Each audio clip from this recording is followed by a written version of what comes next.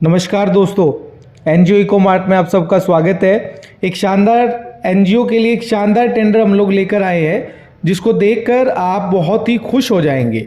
और इस एनजीओ के टेंडर से संबंधित सारी डिटेल इस वीडियो के अंदर है।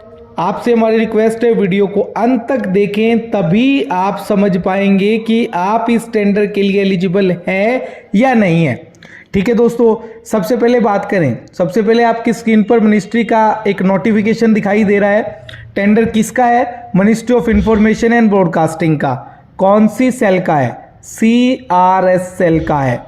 और क्या है टेंडर का टाइटल? टाइटल है inviting of expression of interest for organising community radio awareness workshop. यानी कि आपको 2 दिन की वर्कशॉप एक लगानी है, उसके बदले आपको ministry of information and broadcasting एक फंड जारी करेगा। ठीक है दोस्तों, अब आ जाइए कुछ महत्वपूर्ण बातों पर। सबसे पहले आपको जानकर बड़ी खुशी होगी कि ये टेंडर आपको ऑफलाइन सबमिट नहीं करना है, ये टेंडर आपको ऑनलाइन सबमिट करना है। कैसे सबमिट करना है? ये सबमिट आपको ईमेल से करना है। किस पर सबमिट करना है तो नोट कर लीजिए, आपकी स्क्रीन पर एक ईमेल आईडी दिखाई दे रही है। टू में आपको रखना है CRSCELL-MOIB@nic.in और साथ में आपको एक और ईमेल आईडी जिसको CC में रखना है, वो है amit.trivedi@nic.in। इस पर आपको जो है ये मेल, और एक और चीज जो महत्वपूर्ण डेट और आप नोट कर लो इसके साथ साथ, इसकी डेट जो है वो 30 अप्रैल तक आपको सबमिट करना होगा। इससे लेट आप नहीं कर पाएंगे। ठीक है दोस्तों, इसके सेकेंड स्टेप में आते हैं हम। जो सबसे महत्वपूर्ण जो विषय है वो है एम्पेनलमेंट फीस, या फिर कोई EMD तो नहीं है। हाँ दोस्तों, एक खुशी की बात है कि EMD नहीं है, परंतु एक एप्लीकेशन फीस है। और वो एप्लीकेशन फ़ीस कितनी है? वो एप्लीकेशन फ़ीस 5000 रुपीज़ है। ये 5000 रुपीज़ आपको जमा भी कैसे करनी है, ये भी बड़ा इंपॉर्टेंट टास्क है दोस्तों। अब तक आप DD बनवाते थे, ऑनलाइन पेमेंट करते थे, कई सारे मोड आपने किए होंगे। अब की बार वाला मोड बड़ा इंपॉर्टेंट है। ये आपको भारत कोष, आपकी स्क्रीन पर इसकी वेबसाइट का नाम आ रहा है, bharatkosh.gov.in पर जाना है। पे an account office MS ministry of information broadcasting select करना है। उसके अंदर आपको एक हेड मिलेगा EY फॉर CSR एक्टिविटी, और वहां जाकर आपको ये 5000 पे करके उसकी एक रिसीट निकालनी है और उस रिसीट को अपने प्रपोजल के साथ लगाना है दोस्तों। तो ये बड़ा इंपॉर्टेंट पॉइंट है, आप इसको थोड़ा सीरियस लीजिए। और इसको पेमेंट्स आप करते वक्त इस वेबसाइट पर जाकर अगर आपको कोई परेशानी आती है तो आप हमें पूछ सकते हैं। ठीक है दोस्तों, अब आ जाइए प्रोजेक्ट है क्या, प्रोजेक्ट का नाम क्या है। सुनिए दोस्तों, प्रोजेक्ट का नाम है कम्युनिटी रेडियो अवेयरनेस वर्कशॉप। यानी कि आपको रेडियो, आप जानते हैं दोस्तों कि रेडियो ब्रॉडकास्टिंग जो है वो एक इम्पोर्टेंट लेयर है कम्युनिटी रेडियो के अंदर। तो उस रेडियो का अवेयरनेस करना है आपको एजुकेशनल इंस्टीट्यूशन में, एग्रीकल्चर इंस्टीट्यूशन में, सिविल सोसाइटी ऑर्गेनाइजेशन में, और हर जगह आपको इसका और करना है। और इसमें आपको जो है कंसर्निंग इश्यू में आपको हेल्थ, एजुकेशन, एग्रीकल्चर को कवर करते हुए ये आपको सेमी अवेयरनेस प्रोग्राम करना होगा। ठीक है दोस्तों, सबसे पहले अगर मैं बात करता हूं तो कौन लोग इसके लिए एलिजिबल है और कौन लोग क्या इसका सिलेक्शन क्राइटेरिया है और क्या इसके लिए डॉक्यूमेंट सबमिट करना है, ये तीनों चीजों को भी आपको स्टडी करना होगा। अब हम सबसे पहले एलिजिबिलिटी की बात कर लेते हैं। जो एप्लीकेट ऑर्गेनाइजेशन है वो NGO होना चाहिए। कोई कंपनी जो प्रॉफिटेबल कंपनी है वो यहाँ टेंडर नहीं लगा पाएगी।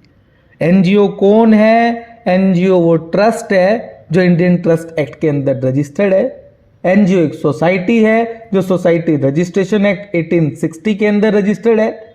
NGO एक कंपनी है जो सेक्शन 25 के तहत कंपनी एक्ट के अंदर रजिस्टर्ड है और सेक्शन 8 और सेक्शन 25 के अंदर रजिस्टर्ड है। सेकेंड इंपॉर्टेंट एलिजिबिलिटी दोस्तों, एवरेज टर्नओवर, बहुत ही कम टर्नओवर रखा गया है, 30 लाख का टर्नओवर। तो दोस्तों वो NGO जो अभी कम काम कर रहे हैं वो भी खुश हो जाएं कि उनके लिए भी एलिजिबिलिटी मैच हो गई। तीनों साल का फाइनेंशियल्स आपको सबमिट करना होगा, 19-20, 20-21 और 21-22 का। उसके अलावा आपने 3 कोई भी capacity building workshop in the field of CRS आपका किया होना चाहिए। इसके लिए आपको जो है ये मेन एलिजिबिलिटी होगी। उसके अलावा द एप्लीकेट ऑर्गेनाइजेशन के पास एक well experience leadership quality professional team होनी चाहिए और ना ही वो ऑर्गेनाइजेशन किसी भी गवर्नमेंट से ब्लैक लिस्टेड होना चाहिए। ठीक है दोस्तों, चलिए अब आपने जान लिया कितने दिन की एम्पेनलमेंट होगी। ये क्वेश्चन आपका आना था, हमने ये पहले ही बता दिया। खुश हो जाइए दोस्तों, 3 साल के लिए एम्पेनलमेंट होगी। अब आ जाइए सिलेक्शन क्राइटेरिया पर, कौन लोग सिलेक्ट होंगे, कौन लोग रिजेक्ट होंगे, अब उसको जानना आपके लिए जरूरी है।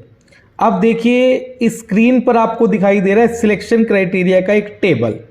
सबसे पहले ईयर ऑफ एस्टिब्लिशमेंट। अभी तक मेरे पास कई ऑर्गेनाइजेशन ऐसे आते हैं जो बोलते हैं हमारे पास कि हम 20 साल से रजिस्टर्ड हैं, वो तो खुश हो जाइए जी, उनके लिए तो पूरे 5 नंबर आपको मिलेंगे, क्योंकि 5 साल से पुराना ऑर्गेनाइजेशन को पूरे 5 नंबर मिलेंगे। अब आ जाइए CR एक्टिविटी के अंदर आपका एक्सपीरियंस है, 25 नंबर मिलेंगे। आपको ऑर्गेनाइजेशन स्ट्रक्चर, इंफ्रास्ट्रक्चर कैपेसिटी क्या है आपके ऑर्गेनाइजेशन की, उसके 20 नंबर मिलेंगे। और सबसे इंपॉर्टेंट पॉइंट है कि approach, methodology, work plan, quality assurance mechanism क्या है आपका, उसके लिए आपको 50 नंबर मिलेंगे। ठीक है दोस्तों, अब इसको थोड़ा सा डिटेल में बताया गया है कि आप ऑर्गेनाइजेशन प्रोफाइल के अंदर आप लोगों को जो नंबर बताए हैं आपके टोटल, वो नंबर कैसे होंगे, 20 नंबर।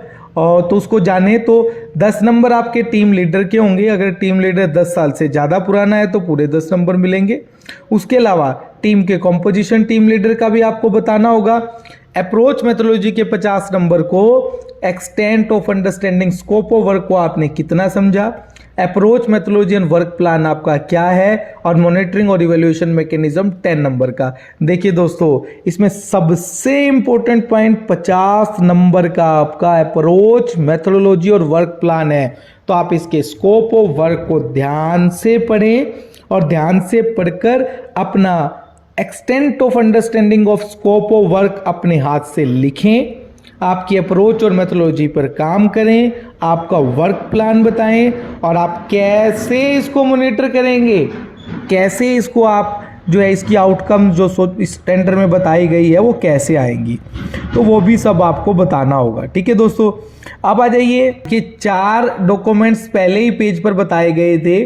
फॉर्म 1 जो कवर लेटर होगा, general detail of organisation, detail of training and capacity building event organise in the past, और आपके टीम लीडर की डिटेल आपको डालनी होगी।